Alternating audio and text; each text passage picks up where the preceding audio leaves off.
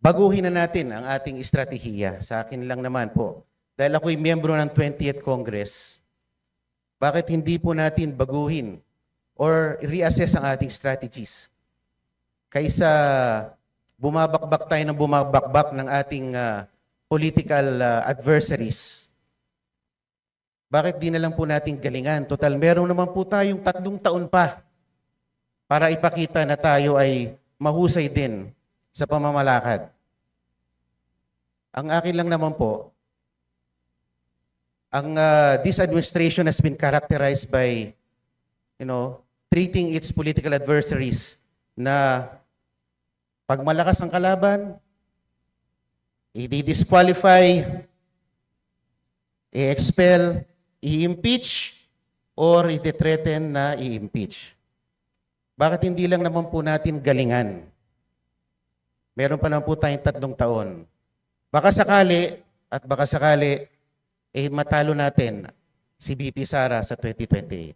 Maraming salamat To po. reiterate, the topic of the Honorable Marcelo Libanan, our Minority Leader, is Senate action to archive the impeachment case of Vice President Sara Duterte.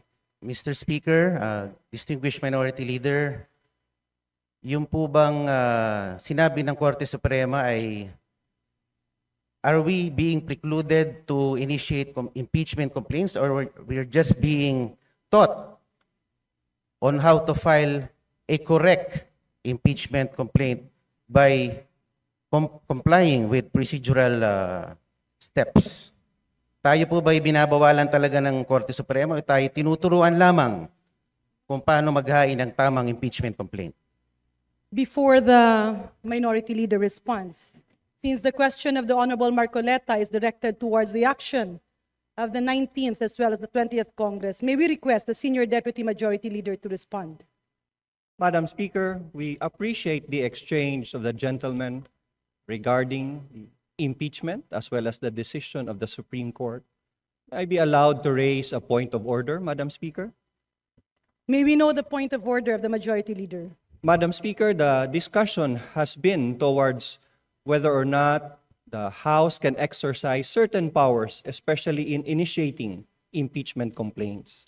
However, may I remind our members that we have a pending motion for reconsideration with the Supreme Court. Thus, we cannot discuss the same with finality this afternoon during the privilege hour.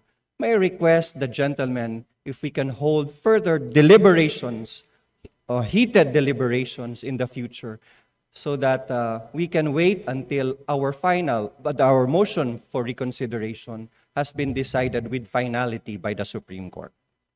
What does the Honorable Marcoleta say? May I proceed with my manifestation, Mr. Speaker? Madam Majority Speaker, Leader. can we let the Honorable Marcoleta finish his manifestation before we proceed to the next speaker to avail of the privilege hour? Thank you, Madam Speaker. Majority Leader, I believe the Honorable Libanan, as well as the other members of the House, we have 22 members listed for the privilege hour. That's right, Madam Yeah, Speaker. so I believe a manifestation can be taken up at the appropriate time once the privilege hour has been closed. Madam Speaker, I have already registered my intention to make a manifestation. Madam Speaker, a manifestation would be in order. Let's allow the Honorable Marcoleta to finish his short manifestation before we conclude the privileged speech and refer the same to the Committee on Rules. The Majority Leader's request is hereby granted. Thank you, Mr. Speaker.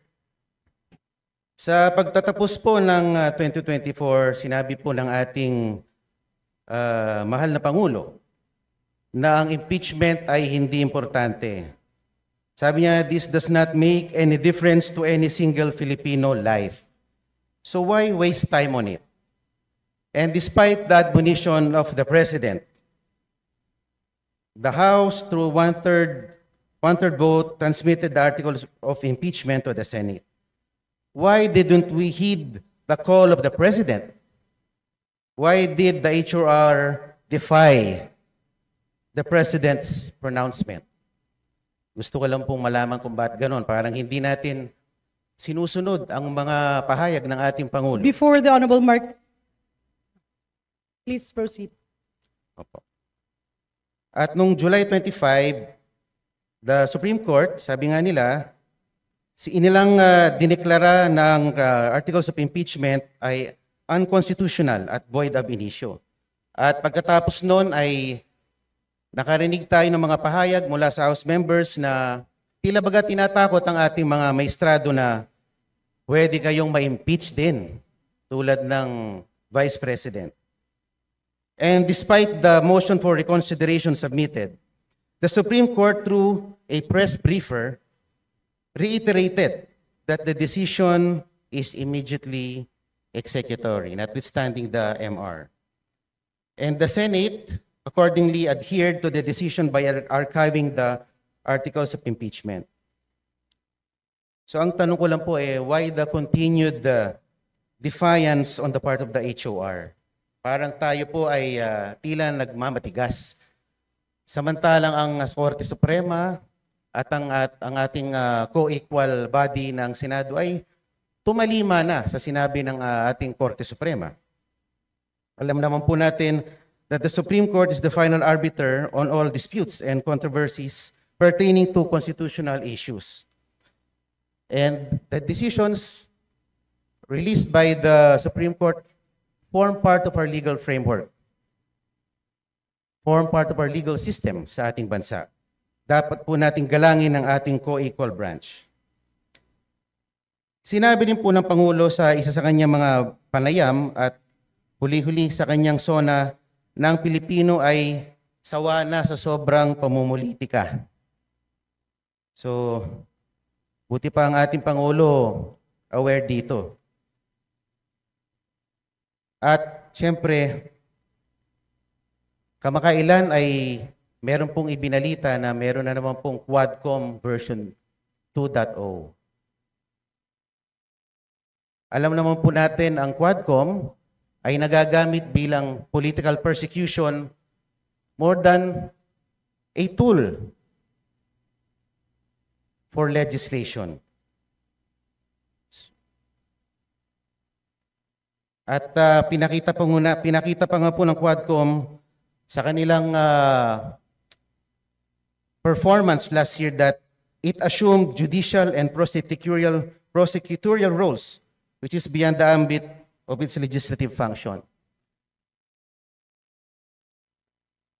Mr. Speaker, the continued defiance of the House of Representatives has been truly remarkable. Sana naman po ay baguhin na natin ang ating estratehiya. Sa akin lang naman po.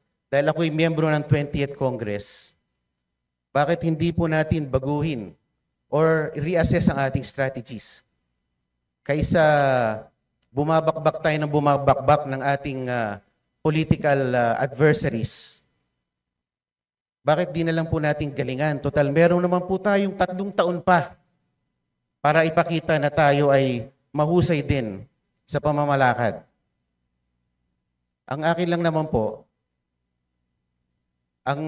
this administration has been characterized by, treating its political adversaries na pag malakas ang kalaban, i-disqualify, i-expel, i-impeach, or i-threaten na i-impeach. Bakit hindi lang naman po natin galingan? Meron pa naman po tayong 3 taon. Baka sakali, matalo natin si VP Sara sa 2028. Maraming salamat po.